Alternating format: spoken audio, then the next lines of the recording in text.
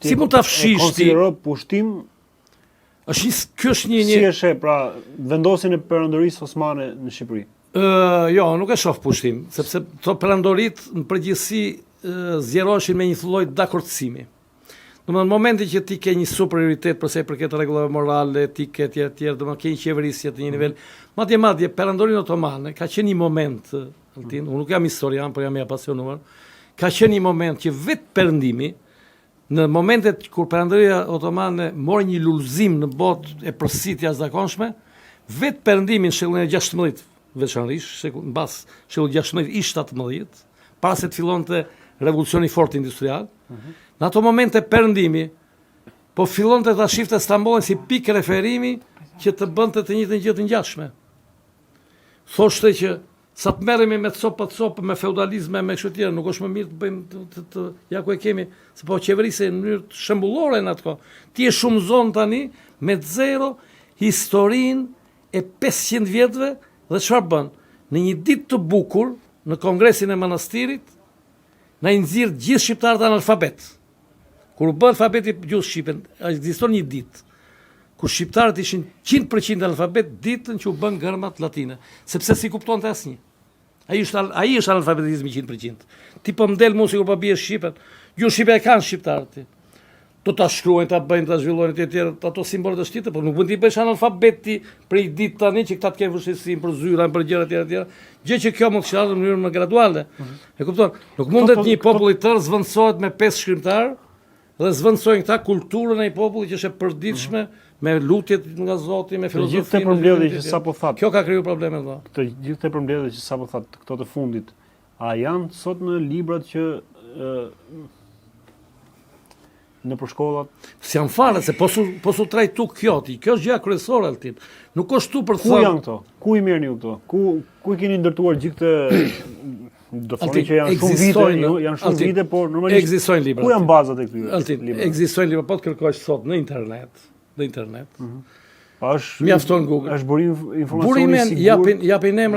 Japin emra kronistësh, emra të kronistëve të otoman. Ata janë historia atëherë në atë kohë. Në fund nuk ka pse të kërkosh ti vetëm kronistë europian ti, të asaj periudhës. Ishin kronistë otomanët të cilët përshkruanin çdo ngjarje që ndodhte brenda perandorisë. Ata.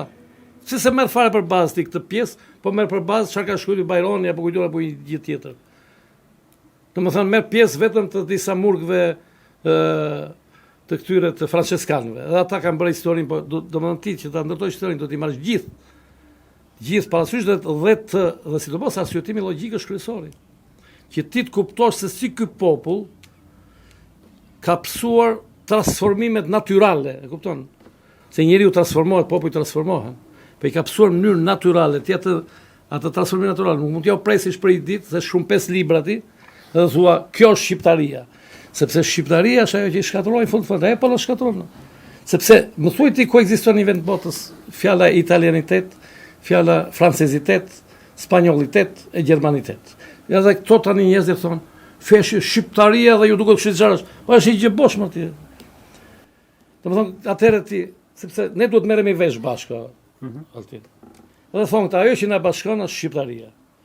Shqiptaria nuk është një zero, është një fjalë. Është një fjalë për mua, sepse për mua është feja, filozofia, shkenca. Është term. Po do të thosh, sepse ajo është gjuha shqipe është një mjet komunikimi, nuk është një element kulturor. Unë shoh në një popull bazën e qeverisjes së marrëdhënieve aty, shoh elementin kulturor të parë. Zakonet, atë bashkëveprimin e përditshëm, filozofinë që ka një popull etj, si zhvillon. Domethënë, gjuha është një mjet komunikimi, mund të flasim në italisht, po ta dim të dy gjuhën italiane, prap kuptohemi. Edhe kjo tani a ka ndikuar kjo që sapo shpjeguat tek ata që të spostuan te protestat? Ka filluar tani atësarimi i njerëzve, sepse kjo çon në shumë gjëra dhe rrezon mitet, rrezon gjithçka dal ngadalë dhe problemi kush është se unë teksa u afrova aty. Detyrimisht kur ti thua që diçka tjetër që thënë që është ka folur kundër Kosovës. Patjetër pra se këto vinë gradualisht, kjo vinë sepse ti dëgjon. Sepse ti dëgjon për shembull faktin që NATO-ja sulmoi Afganistanin.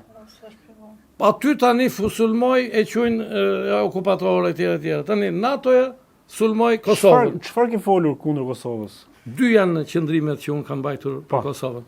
Për luftën e Kosovës, të 1999-ës, për ta vënë në balans sa ka qenë luftë vërtet shkrimtare, sa ka qenë luftë pushtuese imperialiste, sepse e pushtojnë, e hodhi NATO e bombat. Një, dhe e dyta, a ka qenë pushtim